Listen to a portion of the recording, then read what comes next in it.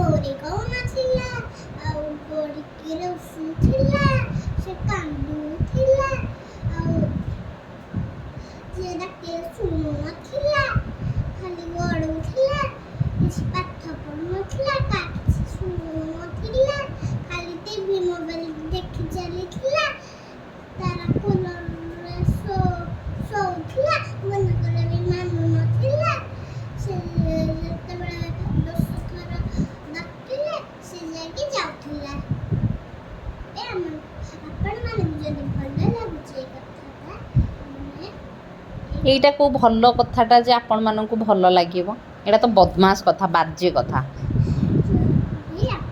ଏ କଥାଟା ଜମା କାହାକୁ ବି ଭଲ ଲାଗିବନି ଏଇଟା ତ ସବୁ ଖରାପ କାମ ଗୁଗି ତ ବଦମାସ ହେଉଛି ଗୁଗି ତ କାହା ଡାକିଲେ କେହି ଶୁଣୁନି ଗୁଗି ତ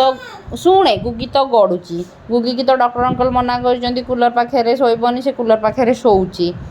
ଆଉ କାହା କଥା ଶୁଣୁନି କାହା ସହିତ ଫୋନ୍ରେ କଥା ହେଉନି କାହାକୁ ସରି କହୁନି ଏଇଟା ତ ସବୁ ଖରାପ ଗୁଣ ତାହେଲେ ଗୁଗିକୁ କାହିଁକି କିଏ ଭଲ ପାଇବ କାହିଁକି ଗୁଗି ଭିଡ଼ିଓ କିଏ ଦେଖିବ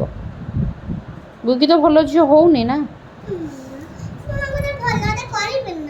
ଭଲଟେ କ'ଣ କରିବ ଏଇସବୁ ଗୁଣକୁ ଆଗ ଛାଡ଼ିବାକୁ ହେବ ଭଲ ଝିଅ ହେବାକୁ ହେବ ଯିଏ ଡାକିଲେ ଶୁଣିବାକୁ ହେବ ରାଗିକି ଗଡ଼ିବାକୁ ହେବନି